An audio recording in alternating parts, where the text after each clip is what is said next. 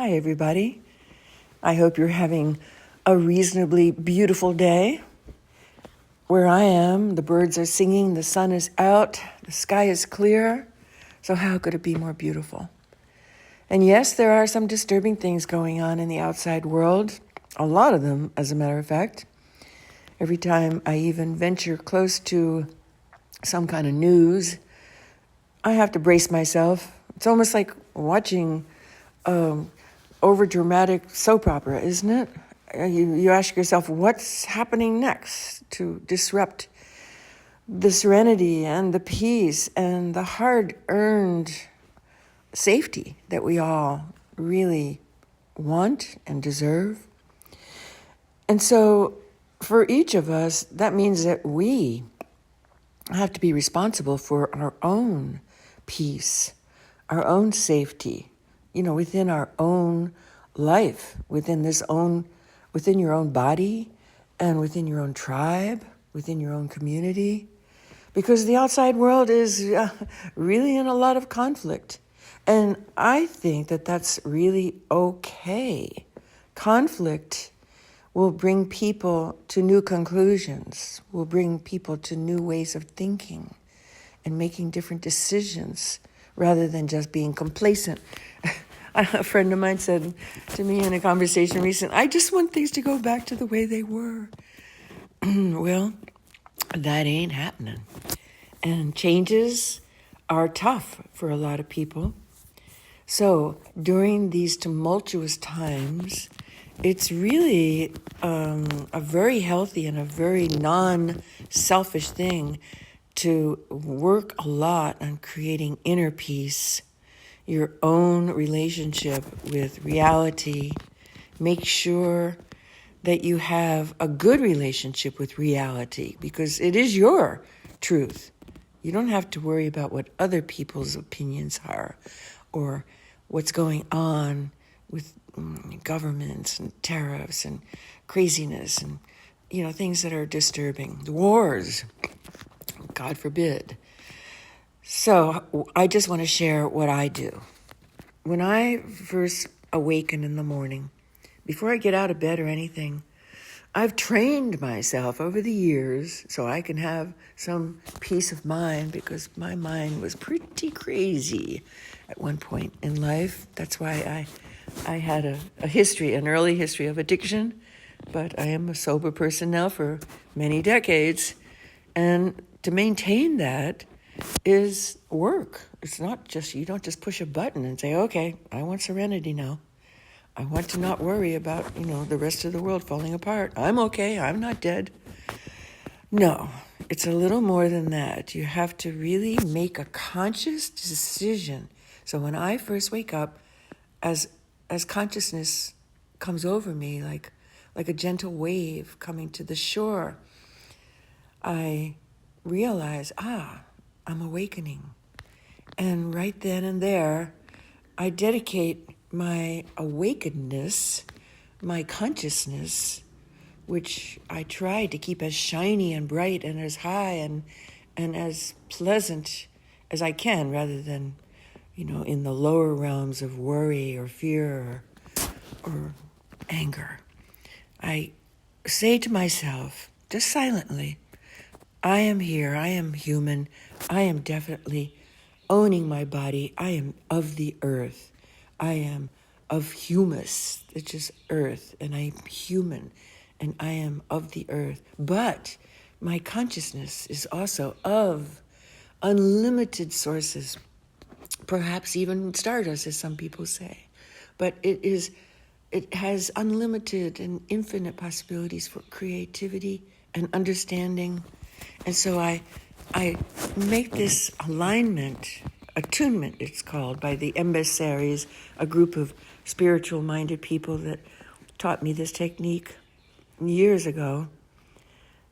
It's like a mini meditation, okay? It's just a mini meditation, a visualization perhaps, or a silent commitment to have a beautiful day.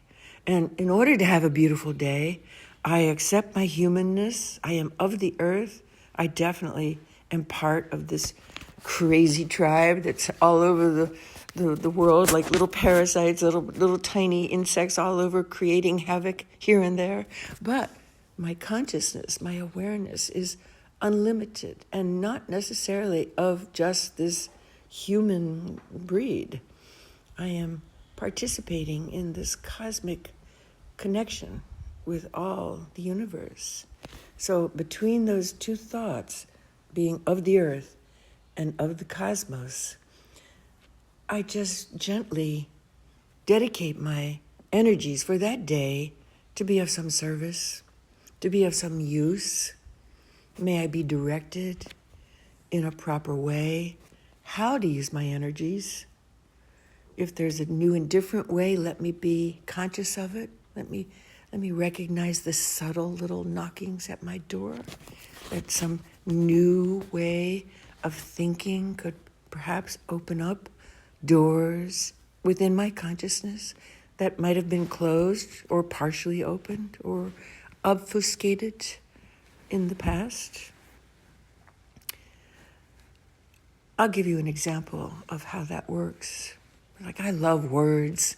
Being a writer, I've always loved words as well as beautiful images and nature and, other things. I love my husband, my children, my friends, my country, my planet, etc., etc. But I love words. They're so expressive and they're so mysterious, their origins and whatnot. So I had a dream once. I was in college and I awoke with this word that I had been dreaming about. And I swore as I awoke, what is this word? I never saw this word before. I can't even remember what the word was. But as I came into consciousness, I said, this is a new word for me. So I went rushing to the dictionary, which I always had available.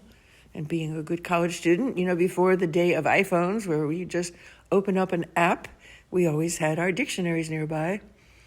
And I looked up this word and found the meaning of it. And from that day hence, it seemed like that word was everywhere. And I'm sure people can relate to this. Once you have had an awakening to either a new idea, a new word, a new way of scrambling eggs, or a new way of putting someplace, in order that you never thought of, you benefit. You say, wow, I never thought of that before. And so then it appears everywhere. Your consciousness has been awakened. You have expanded your awareness. You have made room for creative growth.